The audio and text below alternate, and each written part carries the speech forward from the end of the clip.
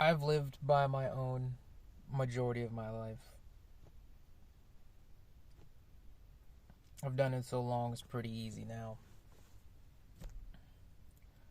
I've done everything for the most part by myself. Definitely give a shout out to the people who assisted me. Mark Amos, Stacy Stafford, my uncle and aunt, Renee and Carlton Walker, my father, my mother. I've always had people around. However, due to circumstances and situations, my father passed from young. My mom had addictions that she preferred to treat than to treat her kids. So I was raised on my own majority of the time. Raised with the wolves. No, actually, it was pretty chill. I just spent. It was kind of cool. Most of my generation's kind of latchkey anyway, so we were just out and about. But like when I came home, whenever I wanted to, nobody was there. After 13 years old, my brother, he had his own life, and he also didn't have parents around. So we were kind of in the same boat. And when we would meet up, it was always love. I respect my brother. But yeah, I would just come home alone. Even before my dad passed, he worked 2 full-time jobs. He'd come home 1 in the morning, go back to work 6 in the morning, and I'd stay up, and he would drop gems and knowledge and wisdom and show me what it meant to be a man. And when my mom was around, she tried to show me love and compassion, but I was never her number one attention, so that was felt as well. And so, all that backstory to tell you, when I turned 18, I joined the Navy,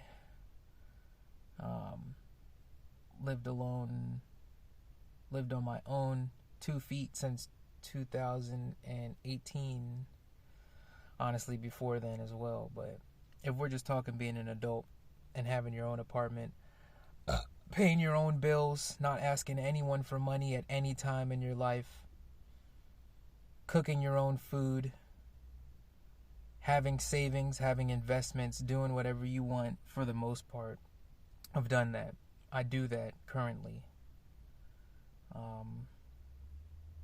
I'm the one that friends and family come to for support or assistance, financially, fiduciaries, monetarily wise. I'm the one who will assist friends when they need a spot to stay before they get back on their feet. And so I'm here to give you a couple tips, I guess, to think about.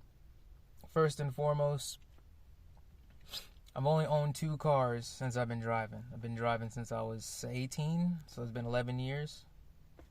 The first car I had to sell because I was going to Japan, and the Navy screwed me, and I screwed myself. I'll take responsibility, I guess. I was told to get paperwork to ship it to Japan. I went and talked to everyone in my command.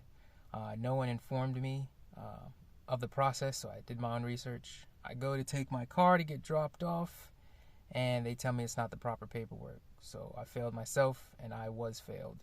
First car gone. Shout out that Jeep Liberty.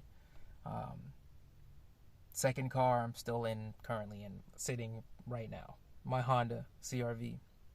First tip is, don't buy shit you can't afford. Both of my cars were less than $5,000. They were paid off within a couple years. I've never had car notes. Insurance is dummy low. I don't give a fuck how you feel about it. You can drive the best car and still have no money. That's your choice. Get a reliable car that's cheap, that's safe, and that you have no car payments.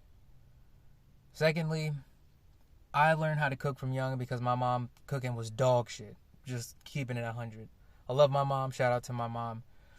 I respect and honor my mom. But her cooking was dog shit. And most of the time she wasn't even around. So I had to eat with friends. And after a while, I realized I need to learn how to cook my own food. So I burnt a lot of stuff for years. Burned a lot of meals. Ate a lot of burnt meals. Only thing I could eat. But guess what? I know how to cook now. I'll marinate some steak in blueberries, let that meat turn blue, pause, big pause, and salt, pepper, butter with some mushroom sauce on the side, some yellow rice, turmeric, oregano. I know how to cook now. And I learned my first meal by always eating Chinese food. I was like, you know what? I'm going to learn how to make fried rice. And I messed that up for years until I learned how to, oh snap, I know how to cook this now. Second tip, learn how to cook your own food instead of buying food every day. You don't want to be one of these bitch ass niggas that always buys food all the time, don't know how to cook a whole meal for yourself. I know how to cook cereal. Shut the fuck up. I know how to cook soup. Trash. Absolute trash. Like,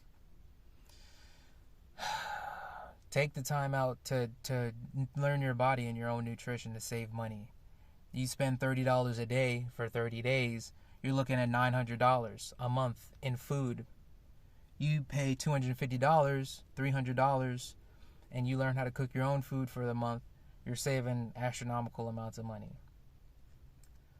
Third, if you're young, get a credit card. Don't spend shit on it. Don't buy anything unless you have the cash to immediately pay it off. There's credit history. It's not necessarily about how much you spend or your balance. I mean, technically, you don't want to be above 10% of the max value of it. 5 keeps you in the green. But, like, you don't want to, and this is not financial advice. I mean, it is, but it isn't. I'm not a licensed investor. If you fuck your life up, that's your fault. You want to make sure that you buy something like gas and you pay it off immediately, because credit history is important. They need to know that you can hold something for long term so that you can pay them back plus their interest. You need good credit. You want to get a car for dirt cheap. Most of my generation thinks they can't get a house because they're stupid. You can go and get land or a house for dummy cheap, less than $100,000. Everybody just wants to live near a city. Housing is fine. And everybody's talking about a bubble or some economy's going to crash. No, this is the new normal. You're going to own nothing and be happy because you're dumb and lazy, because this is the way American opulence has made it. So yeah, there's that part. So if you want to buy things with good credit, from saving money from buying non-expensive vehicles and food, then that's how you do that. The next tip, the fourth tip, stop being a goddamn consumer. Consuming everyone and everything's product, but you don't make nothing for yourself. And the stuff you make for yourself is not an asset, it's a liability. Most people try and make babies for themselves.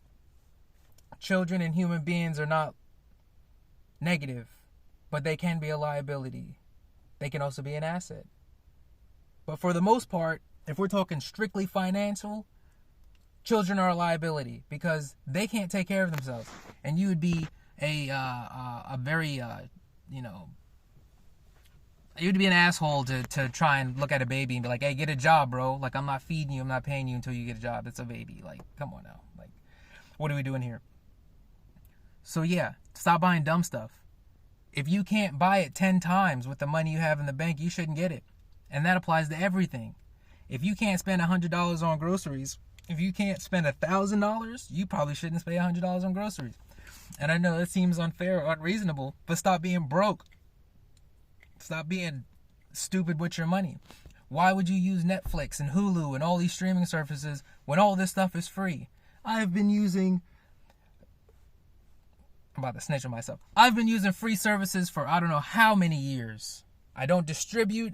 I know the distribution law.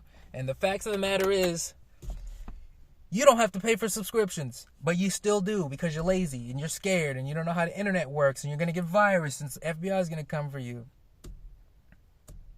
Because you didn't read the law, because you have no idea what's going on, because it's too much work. Because you're a fucking victim. I'm probably just speaking to myself when I'm being harsh. But I do all these things, so I'm fine. I'm blessed. I have money to take care of myself.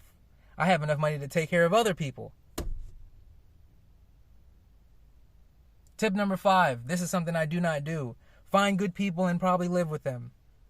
If me and all my homies lived together, we would all save money. And things that I've done or I've had to do my whole life as a 29-year-old man would probably be easier.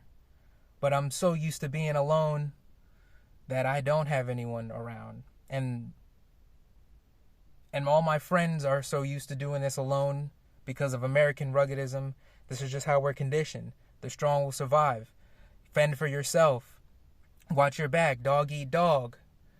Eye for an eye. Every man versus themselves. That's the American conditioning, that we have no culture now. We don't trust each other. We kill each other.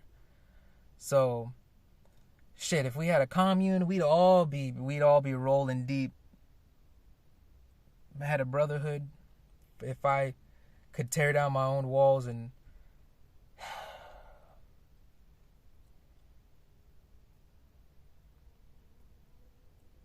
learn how to care about someone else on that deep level, then things would be different. But they're not. I have money, but I have no community. So take that with a grain of salt. Tip number 5 is important. Lastly, I don't know. That's pretty much it. Eat right. Get your money right. Budget. All that good. There's a whole bunch of YouTube videos on how to do this thing, but I'm just giving you my perspective on how I've done it. So, and I'm not mad. Just tired.